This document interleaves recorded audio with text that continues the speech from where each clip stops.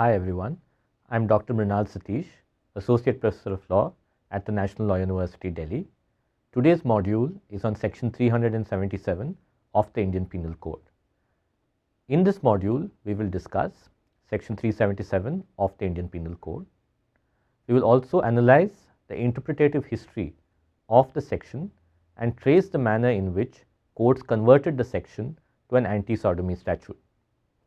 We will discuss the constitutional challenge to Section 377, looking at the judgments of the Delhi High Court and the Supreme Court in Nas Foundation versus Union of India and Suresh Kumar Kaushal versus Nas Foundation respectively. Let's begin first by looking at the words used in Section 377 of the Indian Penal Code. Section 377 reads, "Whoever voluntarily has carnal intercourse against the order of nature with any man, woman or animal shall be punished with imprisonment for life or with imprisonment of either description for a term which may extend to 10 years and shall also be liable to fine." Let's look at the history of the section. In proposing introduction of Section 377 into the Indian Penal Code, the Law Commission headed by Lord Macaulay refused to provide a rationale for introduction of the section into the code. They said that the matter related to an odious class of offences about which very little should be said. They referred to the subject as revolting and said that any discussion on the matter would lead to harming the morals of society.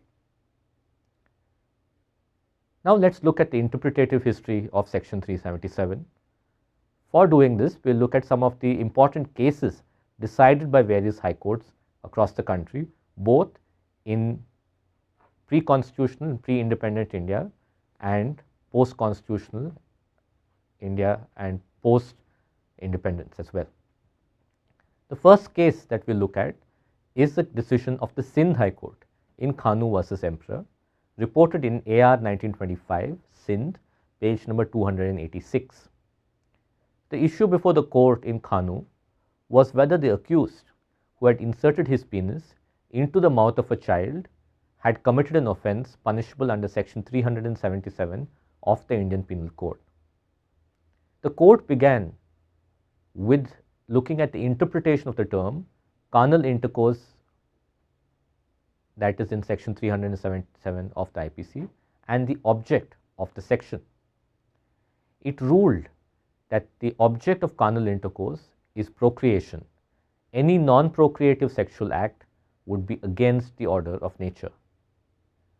It then went on to define the term intercourse. It provided an analogy of interstate trade and commerce to do the same. The court observed, and I quote, "Intercourse may be defined as the mutual frequent action by members of independent organization. Commercial intercourse provides for the merchants of State A who wish to come to trade in State B, not intending permanently to settle there." Unquote. They have an intention to return to State A. Quote, "The intention is to visit for laudable purposes, reciprocity being of the essence." This analogy of interstate trade and commerce, the court said, can also be applied to relations between the sexes. And here the court said, and I quote, "Here also there is a temporary visitation of one organism by a member of the other organization for certain clearly defined and limited objects. The primary object of the visiting organism is to obtain euphoria by means of a deterrent of the nerves consequent on the sexual crisis. But there is no intercourse unless the visiting member is enveloped, at least partially, by the visited organism, for intercourse connotes reciprocity." Hence, you see Khanu bringing in a requirement of enveloping into Section 377 of the Indian Penal Code. It says that for purpose of intercourse, there is a need of enveloping of the organs of one party by the other. This brings in the requirement of penetration, although note that the explanation to Section 377 said that penetration is sufficient to constitute carnal intercourse for the purposes of this section. This has been interpreted by courts, like in section 375, to mean that ejaculation is not required. So therefore, the requirement of enveloping and thus penetration was brought into section 377 by the Sindh High Court in the Kanu case, although this wasn't a requirement by the wording of section 377 itself. The other thing that Kanu did was it brought in requirement that intercourse other than for procreation is unnatural. So it brought in an understanding that any intercourse which does not lead to procreation or does not have a capacity of leading to procreation is unnatural. So therefore, section 377 now covered all penetrative acts where procreation was not possible. Kanu then went on to say, the court in Kanu then went on to say that since enveloping is required, the sin of Gomorrah, that is oral penetration, is no less carnal intercourse than the sin of Sodom, that is anal penetration, and the sin of Lesbos, that is lesbianism, is clearly not such intercourse. Hence, the court through interpretation confined section 377 to cover only male on male homosexual acts and acts where there is penetration and sexual acts of a non-procreative nature. The court then went on to discuss possible reasons for criminalization of sodomy. It said that the first reason is possibly to encourage legitimate marriages. The second reason it gave was that in areas where sodomy is tolerated, there is a tendency of people to adopt an unmanly and morbid method of life and thinking. A person, it said, and I quote, saturated with such ideas is less useful a member of society, unquote. The third reason that the court gave for possible criminalization of sodomy is that the danger of young people, lest they be brought into sexual matters prematurely. So therefore, the reasons that the court gives are all non-legal reasons based more on legal moralism. Kanu thus brought in various prejudicial and unwarranted notions about alternate sexual practices. It then made a distinction between oral sex and anal sex, stating that the latter is a more serious offense. The court assumed that oral sex cannot be practiced on someone who is unwilling, and it said that it cannot produce physical changes which it believed anal sex produces. Hence, the court convicted the offender in this case and provided a lesser sentence on the ground that oral penetration is less serious than other forms of penetration. So, what is the importance of Kanu to section 377? It converted section 377, as I mentioned earlier, into an anti-sodomy provision when the section by its wording does not seem to be intended to be one. In converting the provision to an anti-sodomy section, the emphasis is on the so-called moral depravity of homosexual acts, and the court reiterated that consensual acts will also be covered within the purview of section 377. It made prejudicial statements about homosexual practices, which then started getting picked up by other courts and reiterated repeatedly over the next century. The next important case after Kanu is that of Lohana Devchand, decided by the Gujarat High Court. This case of Lohana Vasantlal Devchand versus State is reported in AR 1968 Gujarat, page number 252. Like in Kanu, this case also involved penetration of the mouth by the penis. An argument was made by the accused that the voluntary act was a prelude to carnal intercourse. If such prelude replaces the desire for coitus, only then should it be considered a perversion and punishable under section 377 of the code. The court held that in the present case, the oral penetration could not be considered a prelude to sexual intercourse, since it was not committed with a person of the opposite sex. The court held that the act was an actual replacement of the desire for coitus. It held that what is important is whether there was an act initiating or imitating the act of sexual intercourse. If it was an imitative act to appease a man's sexual urge or sexual appetite, it would be an unnatural offense. The court made a reference to the decision of the Sindh High Court in Khanoo, which we discussed earlier, where the Sindh High Court had held that the purpose of intercourse is procreation.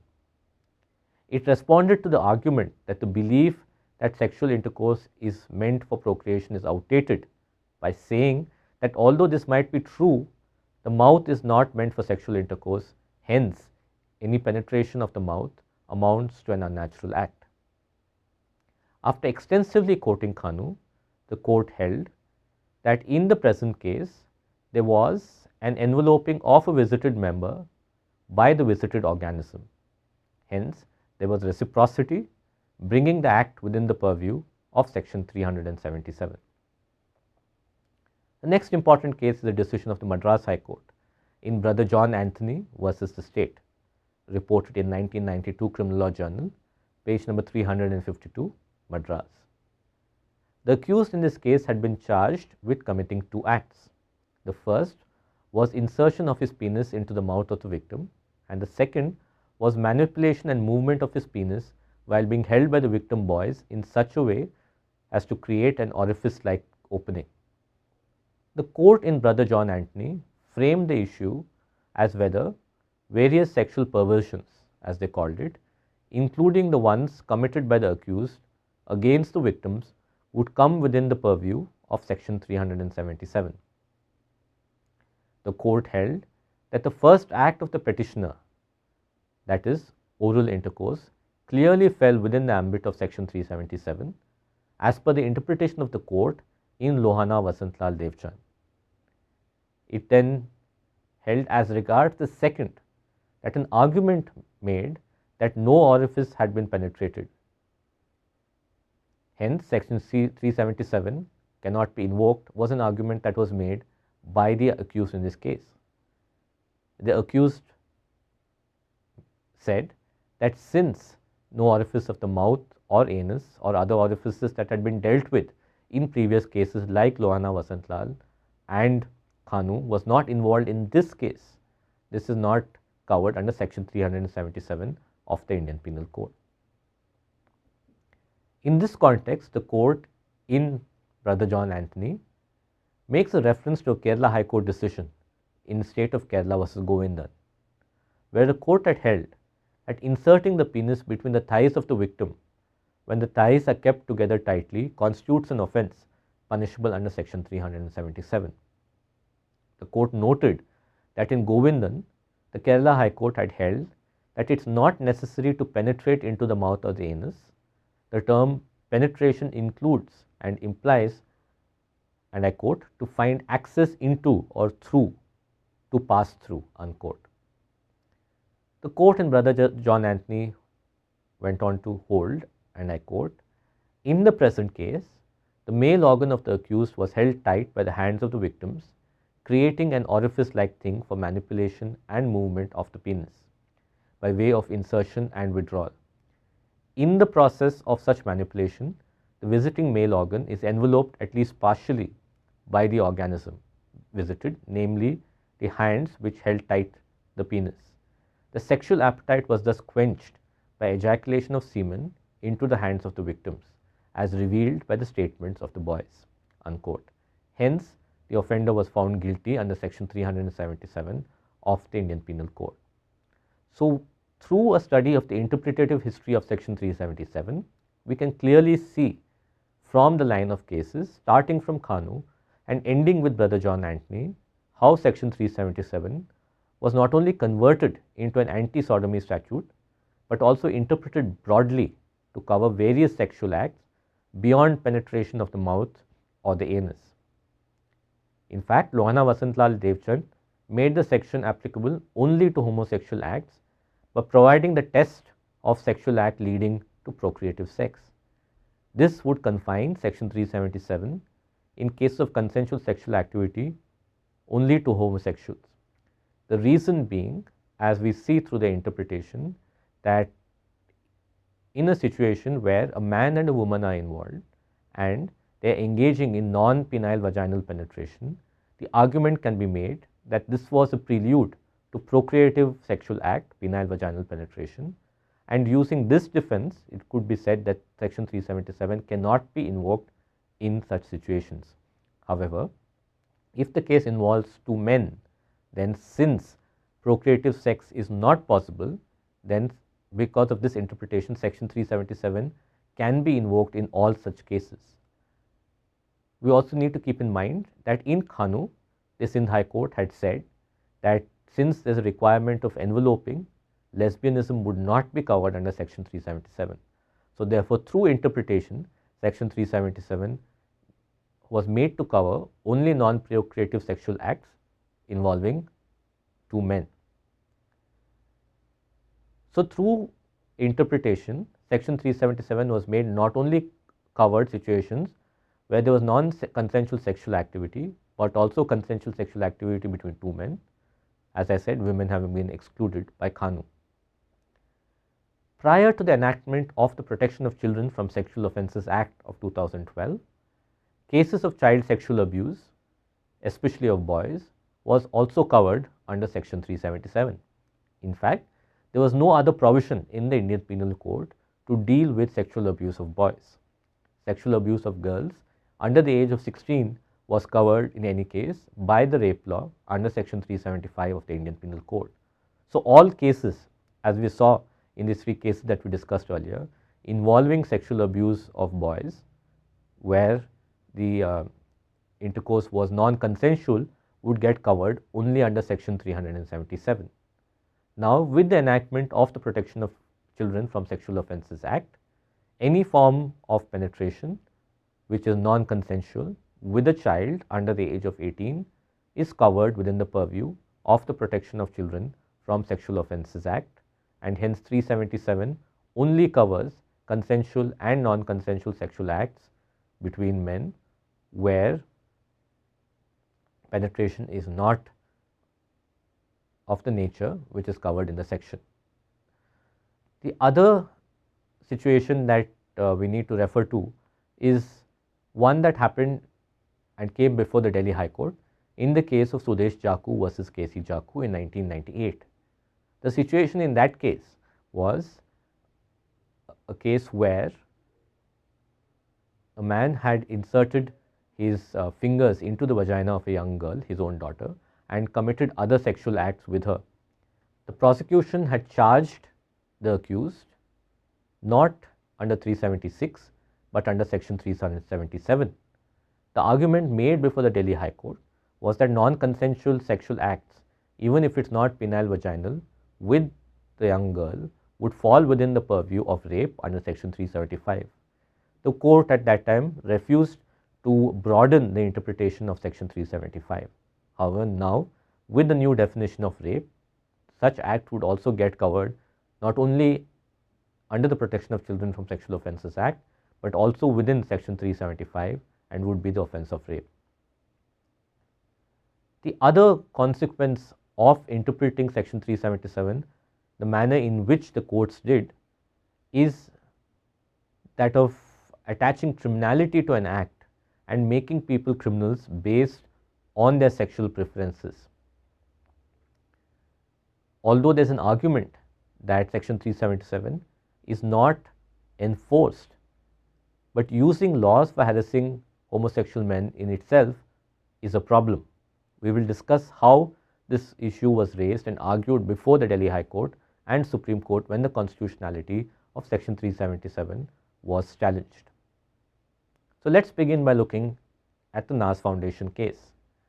The constitutionality of section 377 of the Indian Penal Code, to the extent that it criminalized consensual sexual acts between adults in private, was challenged by Naz Foundation in the Delhi High Court. 5 arguments were made by Naz Foundation before the court. The first argument was that the foundation's work on issues of HIV were being impacted since the gay community being discriminated against by state agencies under the cover of section 377 were not seeking help from Naz Foundation with respect to getting safe sexual practices. Basic fundamental rights were being denied and they were subject to harassment, abuse and assault by state agencies. The second argument made by the petitioner was that legislation criminalizing oral and anal sex is based on outdated Judeo-Christian moral and ethical standards, which consider non-procreative sex as against the order of nature. By criminalizing same-sex sexual relationships, people were being driven underground due to victimization by state agencies. This, the petitioners argued, led to them being more vulnerable to HIV/AIDS as well, since HIV prevention efforts do not reach people belonging to the gay community. Another argument raised was that a person's sexual preference and his or her sexual relations form the core of a person's private space. Any interference with a person's consensual sexual relations is a violation of the right to privacy and the right to dignity guaranteed by Article 21 of the Constitution of India. They argued that the right to privacy can only be curtailed for a compelling state interest, which Section 377 does not provide. They further argued that the legislative intent to criminalize unnatural sexual acts does not have a rational nexus to the classification between procreative and non-procreative sexual acts. This, they argued, violated Article 14 of the Constitution of India. They also argued that sex in Article 15 of the Constitution should be read as sexual orientation and not as gender alone.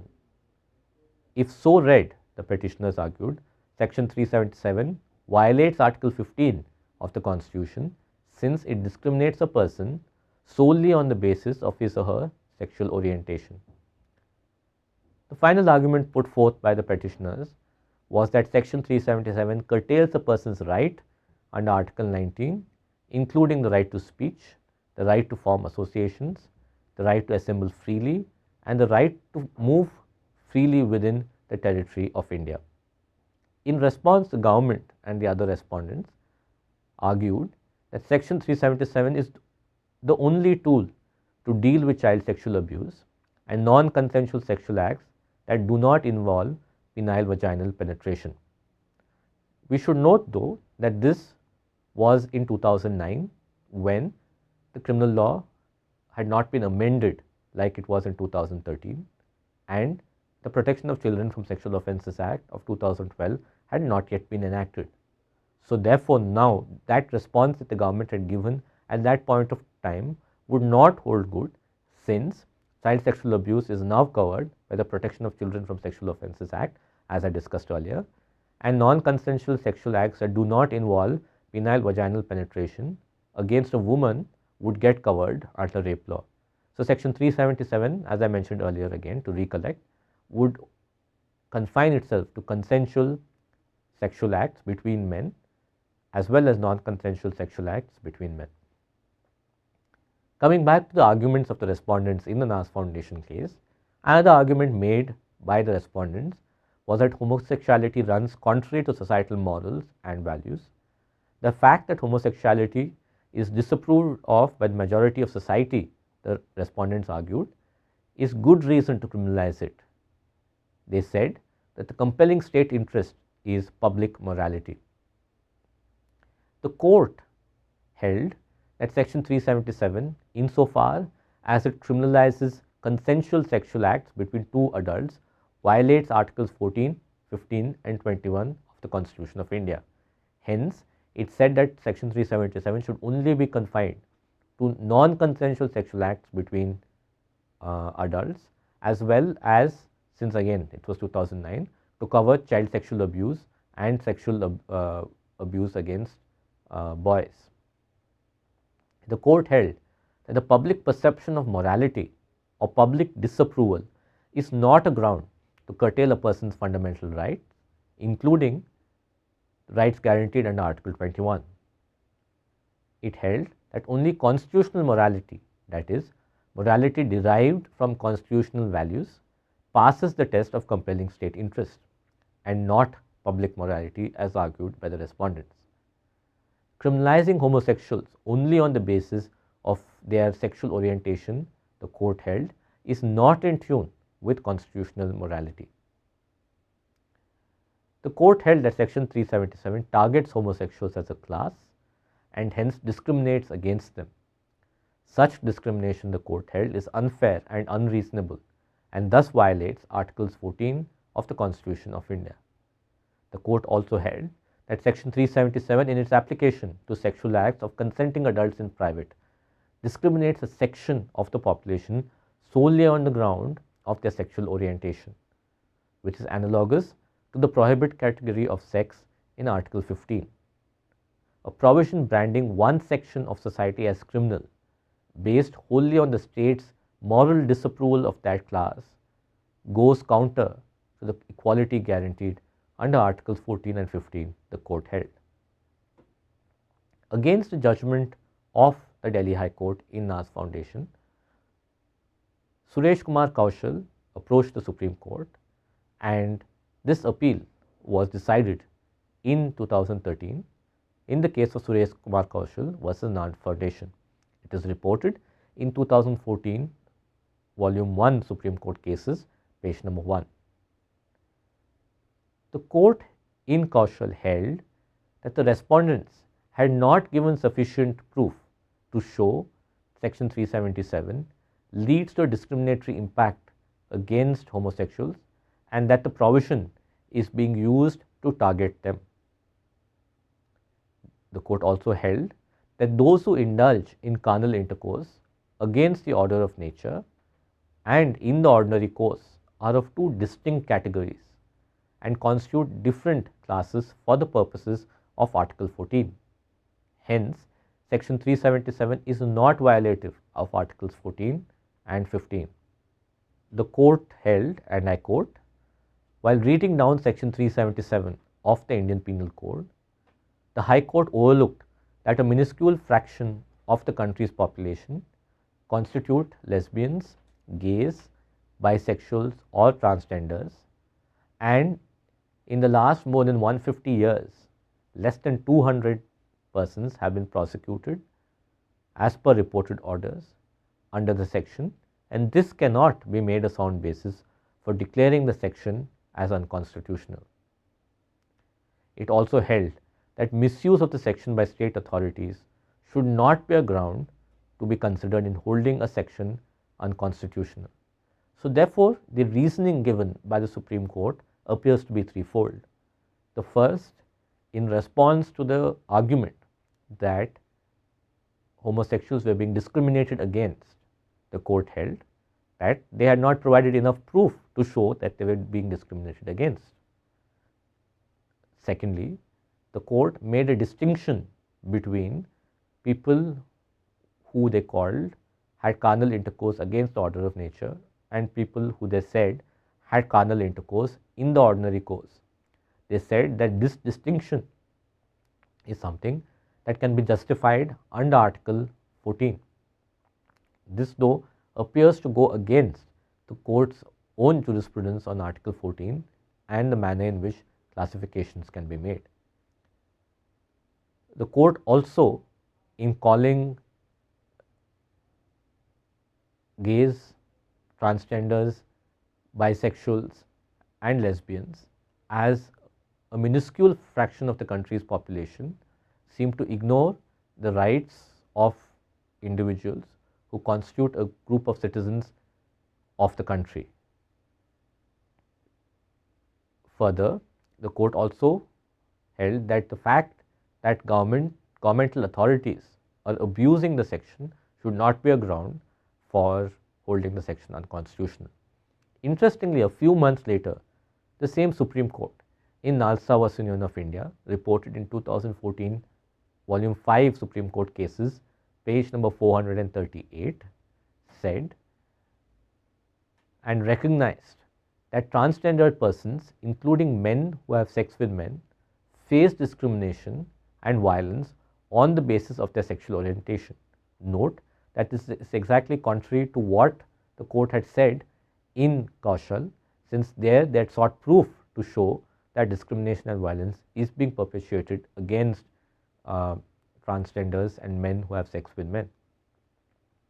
The court in Nalsa also recognized that the values of privacy, self-identity, autonomy and personal integrity are rights guaranteed to transgendered persons under Article 19(1)(a). It also held that discrimination on the basis of sexual orientation violates the right to equality guaranteed by the Constitution. So therefore, you have a judgment of the Supreme Court in Nalsa, although it said that since Section 377 and its constitutionality had been dealt with in Kaushal, it was not intending to overrule it or giving an opinion on it. The reasoning given by the Supreme Court in Nalsa, where it takes up the point of sexual orientation being a ground on which if discrimination is perpetuated, Article 15 is violated, was contrary to what the court itself had said earlier in Kaushal. So, following this line of argument, Section 377 should actually be held to be unconstitutional. Now, what has the impact of the Criminal Law Amendment Act 2013 has been on Section 377? What impact has it had on Section 377? Non-consensual, non-procreative sexual acts with women are now covered by Section 375 and termed as rape. Both consensual and non-consensual, non-procreative sexual acts with children under the age of 18 are covered by the Protection of Children from Sexual Offences Act 2012, and Section 377 now only covers consensual and non-consensual sexual acts by and with men. So, in this module, in summary, we looked at the manner in which Section 377 of the Indian Penal Code has been interpreted by courts. We saw how the Lahore High Court in Khanu converted Section 377 into an anti-sodomy statute, and subsequently in other cases including Lohana Vasantal Devchand and Brother John Anthony, you had situations where the interpretation of Section 377 was made very broad, going beyond what the section's wording seems to indicate. The constitutional challenge to Section 377 in Nas Foundation before the Delhi High Court, we discussed that as well. We saw how the Delhi High Court read down Section 377 and held Section 377 unconstitutional in the area where it deals with consensual sexual activity between two adults. We also saw how the Supreme Court in Kaushal versus Nas Foundation overruled the Delhi High Court judgment and said that Section 377 is constitutional and hence restored it to the statute books. Further, we also discussed the Nalsa case where the Supreme Court held that sexual orientation is a category within Article 15 and any discrimination on the basis of a person's sexual orientation would violate the right to equality. We also saw the impact that the Criminal Law Amendment Act and the Protection of Children from Sexual Offences Act 2012 have had on Section 377 and concluded that Section 377 now is confined only to cover consensual and non-consensual acts by and with men. Thank you.